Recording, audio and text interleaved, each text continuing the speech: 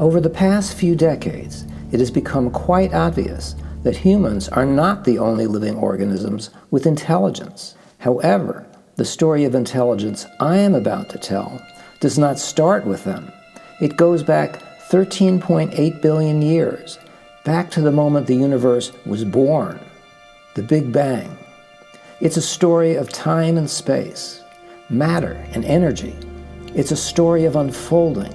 It's the story of how the very nature of the physical universe, from its very inception, led the universe to get to know itself and eventually to reflect. Here's how that story goes. There was a time when there was no time. There was no space. There was nothing. Then there was a bang, a big bang. It exploded from the teeny tiniest point of nothing into everything. All matter, all time, all space emerged from this point. All the galaxies, all the planets, all life, and intelligence had their genesis at a single point in time. In the first fraction of a second following the Big Bang, the cosmos was 1 trillion times 1 trillion times 1 trillion more dense than water. Its temperature is estimated to have been 10 to the power of 21 Kelvin. As reported by Dr. David Baker at Macquarie University in Australia, within that ultra-dense, ultra-hot soup, there was almost no complexity during these first few seconds. The material that comprised the universe was uniform. Without the ability of this matter to clump together, there could be no physical structures through which energy could flow. And without a flow of energy, there could be no complexity. But a fraction of a second later, 10 to the power of minus 35 seconds following the Big Bang, we find that things had changed. Things were beginning to get interesting. We know this as a result of 3 NASA space missions, which were designed to measure the diffuse, infrared, and microwave radiation that were present in the early universe. The cosmic microwave background spectrum was measured with a precision of 5,000ths of 1%. Based on the data from these missions, Dr. Baker says that when the universe had expanded to the size of a grapefruit, at the level of subatomic, ultra-small matter, there were tiny particles such as photons and electrons popping in and out of existence. This is the area of physics known as quantum mechanics. Usually, these virtual particles are too small to have any impact on the universe at larger scales. But during the earliest phase of cosmic inflation, this activity set the stage for everything that followed. This infancy had the potential for 2 very different types of outcomes. If, during the first fractions of a second following the Big Bang, quantum fluctuations had been evenly distributed, the adult universe which followed would have been smooth. Matter would have been evenly distributed as the universe expanded. The universe would have been exactly the same everywhere at all times. But this isn't what happened, as we can see here from this microwave photograph taken by NASA. Instead, the quantum fluctuations were not evenly distributed. They were not smooth. In simple terms, there was a tendency for particles to clump together unevenly. The unevenness of the distribution of matter at the quantum scale is responsible for all the increasing complexity that followed in the next 13.8 billion years, because in time, those tiny variations would lead to much, much larger aggregations of matter. Hydrogen and helium in stars, which in turn would produce chemical elements, planets, and life on Earth, including us. All that came from a tiny blip, a quantum fluctuation in the relative density of matter that happened in a sliver of a second, right at the beginning of space and time. In other words, the potential for life was present from the very beginning of the universe. It was woven into the very fabric of the matter that comprised the universe, making it likely that more and more complex forms of matter would evolve over the billions of years that followed. During those billions of years, galaxies formed, including our own, the Milky Way.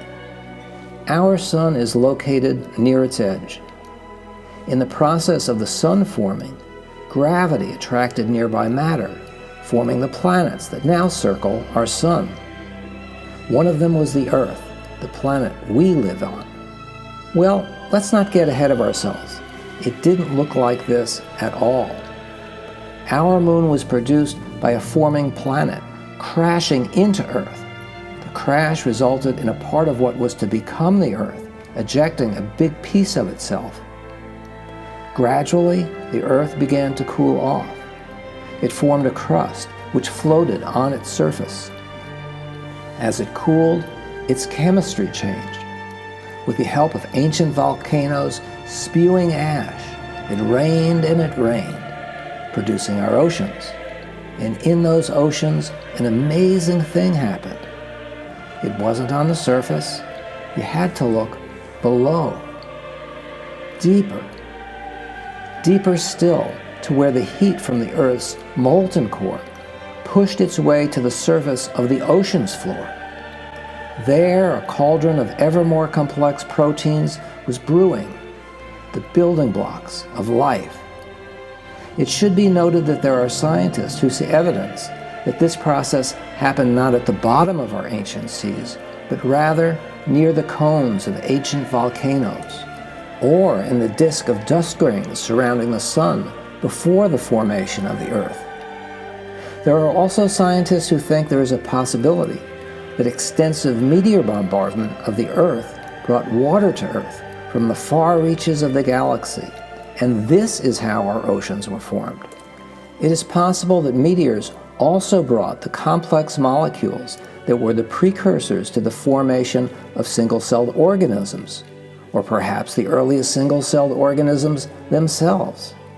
It likely will be many, many years, perhaps centuries, until these questions are fully answered. What we do know is that the earliest evidence for life on Earth comes from fossilized mats of cyanobacteria called stromatolites. They were found in Greenland and are 3.7 billion years old, though scientists think life probably began even earlier. Other types of bacteria evolved as well. By the time they had evolved to become what most people think of as simple single-celled organisms with DNA, the table of life was fully set with living organisms having the ability to smell, hear, see, feel, move, communicate, and behave. They were intelligent. How that happened will be our starting point for Part 2. In Part 3, we will explore how the sense of smell evolved, starting with single-celled organisms. We will see how increasingly complex forms of life use this ability intelligently to adapt to a wide range of environments. In Part 4, we'll observe the evolution of life's ability to detect, process, and make use of light to solve ever more complex problems. In Part 5, intelligence will be explored in the context of an organism's ability to detect and intelligently make use of vibrations, such as sound, to survive. It will be an exciting journey.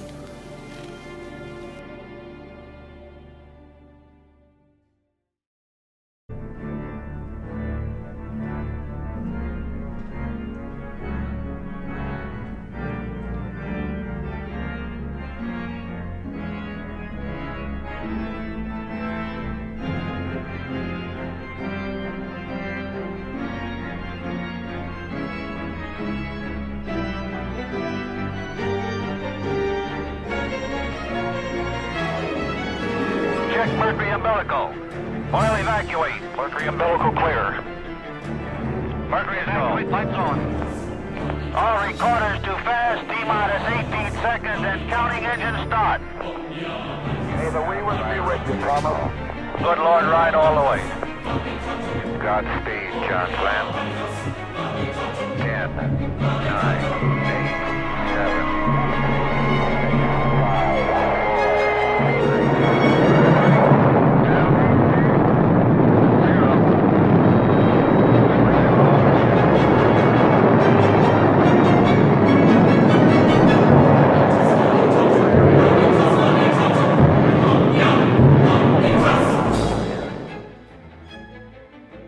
Friendship 7, America's first launch of an astronaut to orbit the Earth, was an amazing achievement, one that has many similarities to the start of life. There were so many moving parts. On launch day, tens of thousands of people worked together in seamless precision, supported by an estimated 2 million people who work for the contractors and subcontractors who developed the thousands of innovations that were required to launch a man into orbit and safely bring him home. And it isn't a stretch to say that none of these inventions could have occurred without there having been thousands of discoveries made during the preceding centuries. Certainly, if NASA scientists thought that the sun and the stars orbited the Earth, this launch couldn't have occurred. Or if Galileo and Kepler hadn't discovered the basic laws of motion, or iron tools hadn't been invented, or agriculture, or cooking, or clothing, or writing, or the taming of fire, or the invention of the wheel.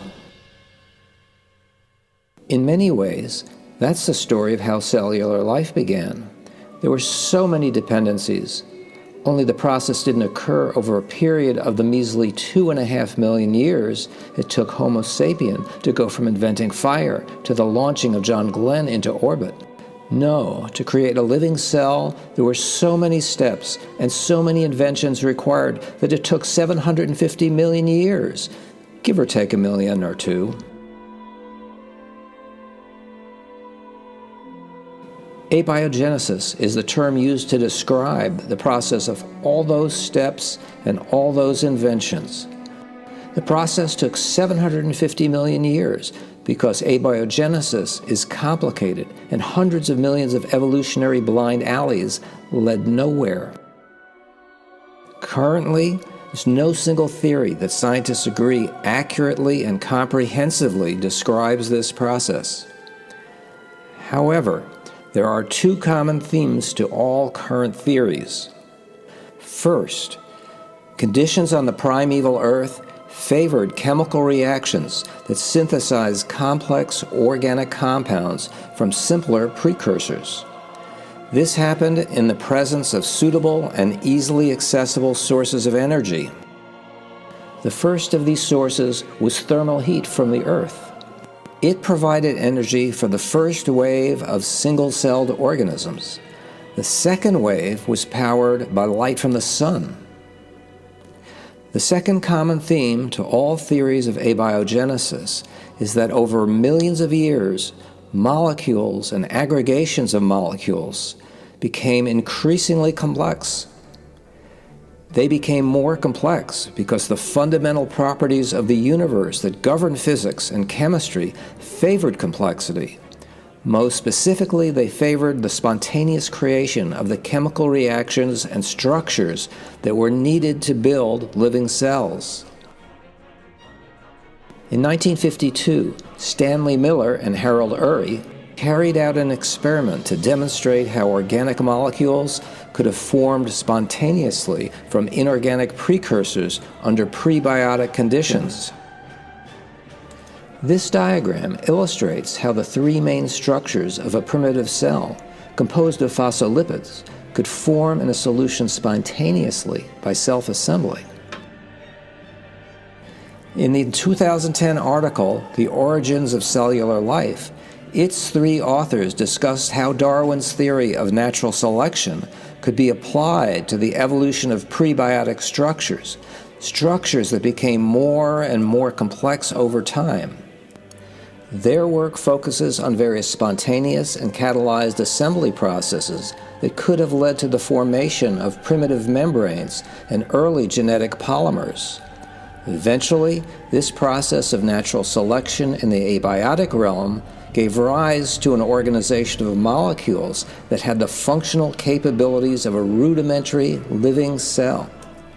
These are the ability to acquire and make use of energy that can be used to power the cell's inner workings and activities, a physical structure which differentiates inside from outside, a genetic code which serves as the template for reproduction and the blueprint for guiding its activity, and one more capability: intelligence. Beagles are better at using their sense of smell than we are. They have 250 million scent receptors, and humans have a measly 5 million. However, what we have is great transportation. We can hitch our noses to this Atlas rocket and take our comparatively second-rate noses to another planet, to Mars.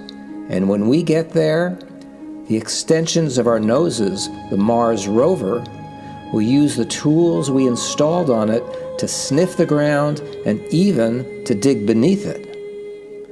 We aren't hunting rabbits. Humans are hunting for the scent, the molecular signatures of water and various organic compounds that might indicate that in an earlier time there was life on Mars. But let's now return to Earth and look at two of its earliest life forms, Salmonella and E. coli bacteria. They are more than simply sources of food contamination that can get us sick. They are intelligent life forms that use their sense of smell to survive. What does it mean to be intelligent? Intelligence has three components: information acquisition, information processing, and behavior. Having these abilities greatly increases the odds that an organism will survive and live long enough to reproduce. 2.5 million years ago, the ancient ancestors of E. coli and Salmonella evolved the ability to sense chemicals in their environment, which could help them find food, avoid danger, and reproduce. They evolved receptors which acted like radio antennas that can pick up specific radio waves. The receptors of these bacteria only become activated when a particular molecule, such as an amino acid or a toxin, binds to them. Once a molecular signature is detected by the receptor, this information is converted into electric signals that are sent to its flagella, which are the bacteria's whip-like tails. Signal strength is determined by the quantity of molecules the cell has detected. In other words, how many receptors are bound by a specific molecule. If a toxin is detected, the flagella will move the bacteria away from it. Or, if the bacteria has detected a nutrient, the flagella will propel the bacteria towards it. Our pet dogs do this too, but not with flagella. They have legs. They also have specialized olfactory receptors that are sensitive to the odor of ethylene glycol, a toxic chemical which even in small amounts can cause serious illness or even death in dogs if ingested. All life forms, from the simple to the complex, also use their molecular identifying capabilities to direct the regulation of their metabolic processes. Glycolysis is the metabolic process by which almost all living organisms break down glucose to make energy that powers living cells. To accomplish this, glucose must first be recognized by the cell. It does this through a lock-and-key process by which specific proteins in the cell formed a mirror image of the specific shape of the glucose molecule.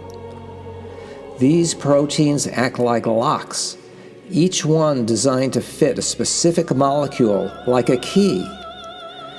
This process of information acquisition, information processing, and behavior occurs for protein synthesis, induction of immune responses, and a myriad of other metabolic processes that are vital for survival.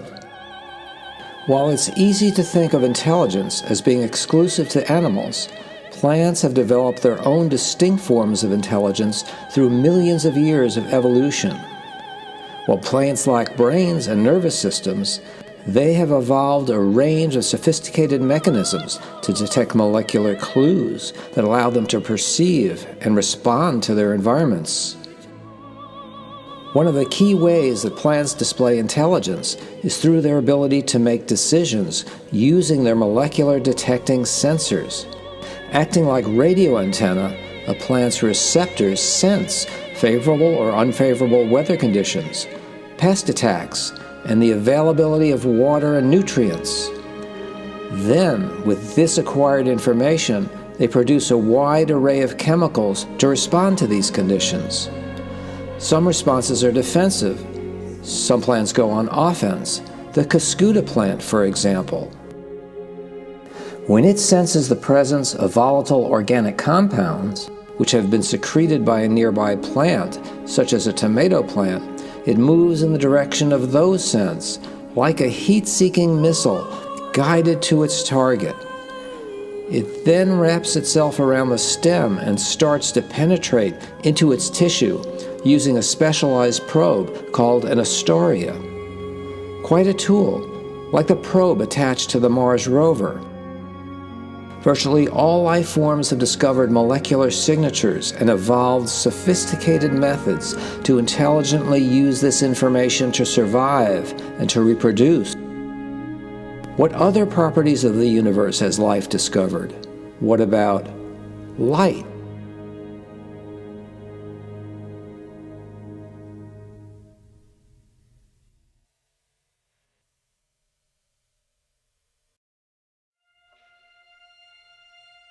All creatures, great and small, have the energy they need to stay alive, because in the process of life evolving on Earth, one branch of life discovered how to use sunlight to synthesize foods from carbon dioxide and water. Plants. How do they do this? To answer this question, we need to understand what light is. First and foremost, light is energy. Energy that derives, like everything else in the universe, from the Big Bang.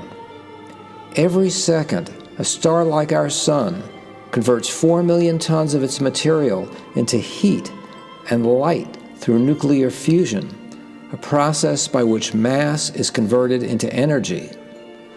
Plants reverse this process, converting the energy of light back into mass in the form of chemical energy. This is the process of photosynthesis. The first photosynthetic organisms were likely cyanobacteria, which evolved around 2.7 billion years ago. Cyanobacteria contain pigments called chlorophylls, which absorb light energy and convert it into chemical energy in the form of glucose starch or carbohydrates. A byproduct of this process is the production of oxygen. Over a span of 200 to 300 million years, the oxygen released by cyanobacteria steadily accumulated over vast swaths of the ocean and oxygenated the water. Eventually, oxygen replaced the Earth's methane atmosphere, leading to the extinction of virtually all life forms on Earth, because they had evolved in a methane-based atmosphere. Through the process of natural selection, they were replaced by oxygen-based life, cyanobacteria. They set the stage for all the life we see on Earth today. The ability of animals to detect light and process this information to guide their behavior evolved 600 million years ago. First, light passes through the cornea, which bends the light to help the eye focus. The iris controls how much light enters the eye through the pupil. The eye's lens works together with the cornea to focus light on the retina, which is made up of specialized cells called photoreceptors. They turn the light into electric signals which travel through the optic nerve to the brain, which turns these signals into images. Let's see how this works for mantis shrimp, which became a distinct species about 190 million years ago. they possess one of the most complex set of eyes in the animal kingdom. Their eyes are mounted on mobile stalks, allowing them to move independently and rotate in all three dimensions.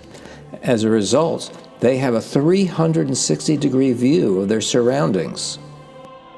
Their compound eyes functions as separate visual units, each with its own set of photoreceptor cells called ommatidia, which are arranged in a mosaic pattern, providing the mantis shrimp with an ultra-wide field of view and exceptional spatial resolution, perfect for hunting prey in a coral reef and avoiding detection from those organisms that would prey on them. The mantis shrimp has 10,000 ommatidia per compound eye. The dragonfly has up to 30,000. It is a master of motion detection. Owls are masters of motion detection as well, particularly at night. They evolved extra-large eyes so that they can capture more light. Their pupils can reach 2 centimeters in diameter and are packed with low-light photoreceptors. Owls also have a specialized mirror at the back of each eye called a tapetum lucidum. When light goes through the eye's light-sensitive retinal cells and hits the mirror, it is reflected back, giving the owl's photoreceptors 2 chances at catching each bit of light. Their hunting behavior relies significantly on this visual information, which is processed by the visual cortex in their brains. This information is used to track the exact movement of their prey and then to execute a precisely timed and targeted attack. Human beings use their eyes to hunt as well, but they are not as highly refined for this task as an owl's for night vision. We hunt primarily during the day, but now have tools that enhance our natural abilities, making our vision second to none. Our eyes lack the precision of an eagle's, but we can send extensions of our eyes up out of the Earth's atmosphere to explore the cosmos and down into the world of micros and atoms. Our vision extends inwards too, into the realm of the imagination. Yes, other organisms can create internal representations of their environments and then use them to develop solutions to problems, as we see here. But only humans can use internalized images to make art. Our creations can be literal. Or, as is the case of this Oscar Howe painting, the Sacro Y dance, a work of art can be abstract. The viewer's perspective of the ceremonial hunt is from below. Looking up, the hunters appear to swirl and tumble as an abstract rendering of a ritual, which itself is an abstraction. The painting is an abstraction of an abstraction. This evolution of art technique from the time of the first figurative cave painting took 45,000 years and parallels comparable technical advances in other fields of human endeavor that occurred during this period of time, all based on our ability to use light intelligently. We see an arch. We learn how it works. We build an aqueduct. We observe fire. We observe rocks. We mix them together precisely and make steel. We observe plants and see how they grow, which leads to the invention of agriculture and an understanding of heredity, and eventually to the discovery of the genetic code that guides the development and functioning of all life on Earth.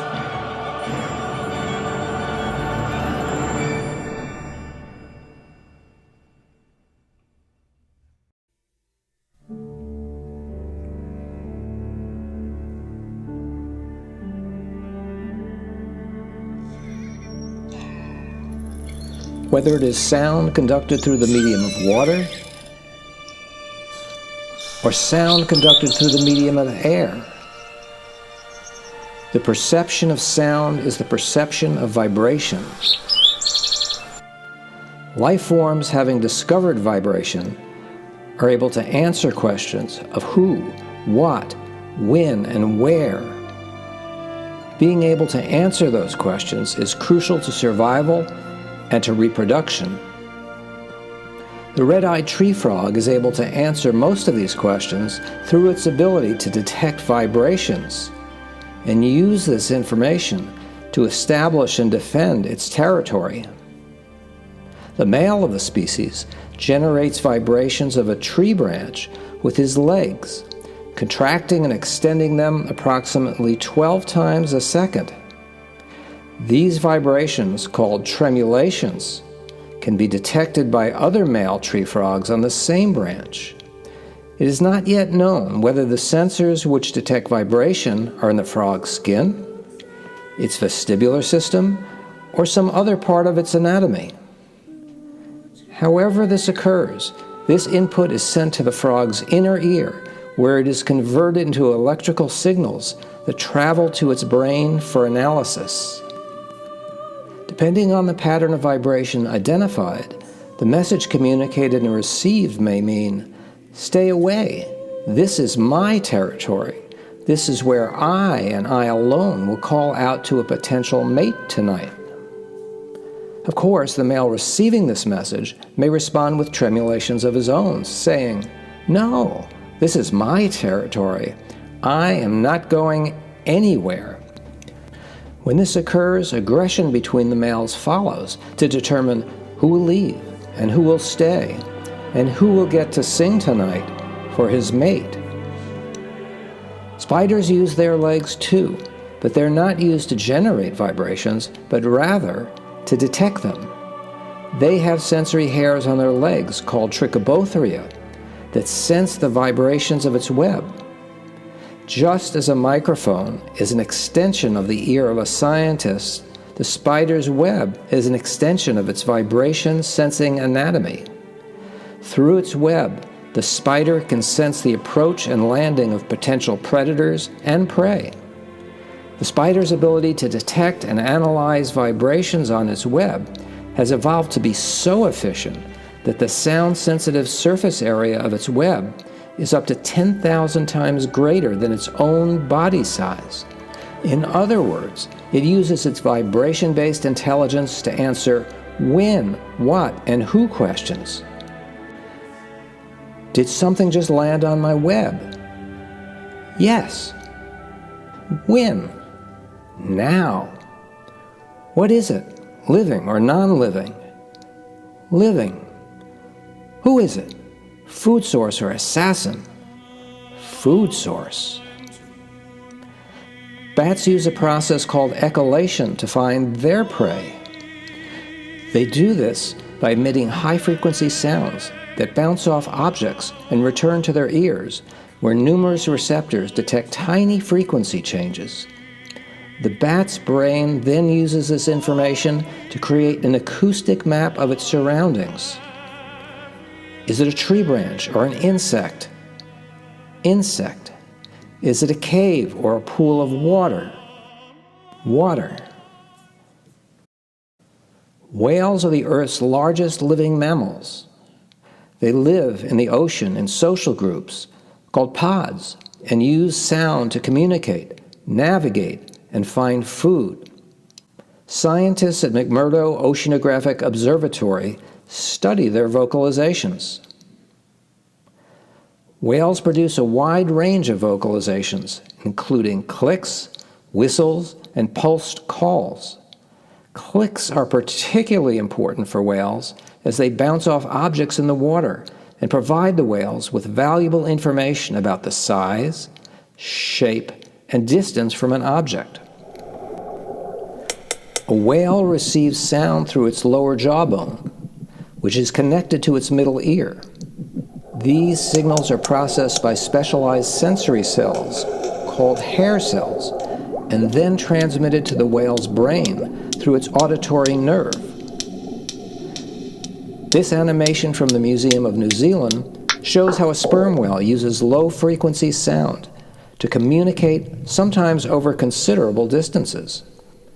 Like a bat, the whale's brain can analyze the time delay between the click and the echo to determine the distance to the object. By analyzing the frequency and amplitude of the echoes, the whale can also determine the size and shape of the object. However, unlike bats, whales use a wide range of vocalizations for social communication and coordinated activities such as hunting. The question challenging scientists is determining whether the communication between whales constitutes language. This is a complex question. Clearly, whales, dolphins, and porpoises, and many non-human primates are communicating a wide variety of information through both sound and gesture. But is it language? Do they have vocalizations that have a fixed meaning? Can new vocalizations be invented to address real-time observations for which there is no existing vocalization? Do the sounds they make have a structure and a syntax? In other words, do these highly developed social organisms have language?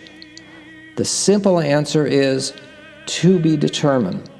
Science is always a work in progress.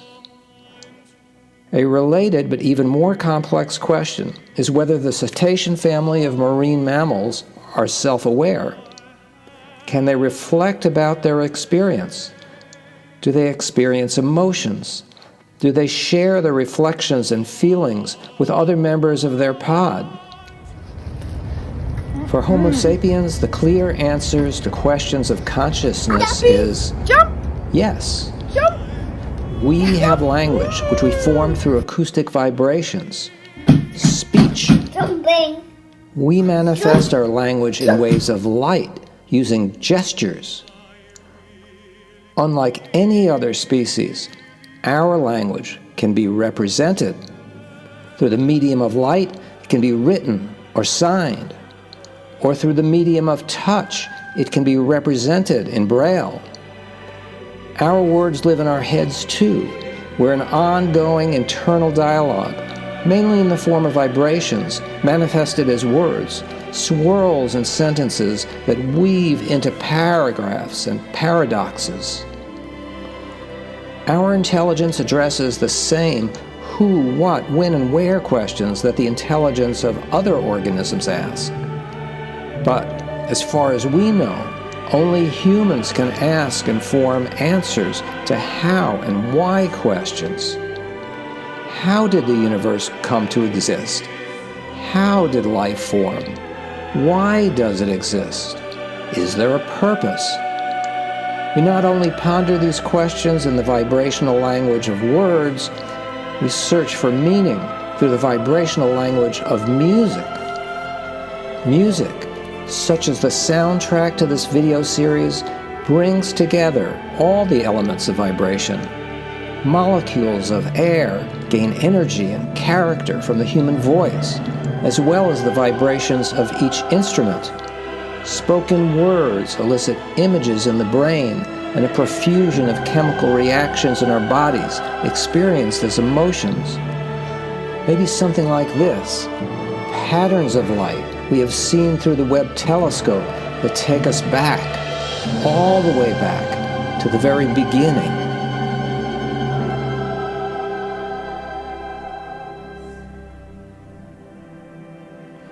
What we have observed over the course of this video series is a process of matter coming to life and evidencing intelligence.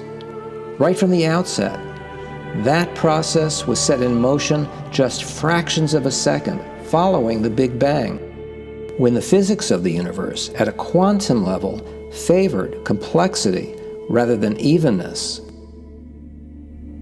As life evolves, it explores, like a group of scientists in a lab with billions of years to do their jobs. Life discovers light and molecular signatures and vibration and much, much more. We have just scratched the surface of what life has discovered.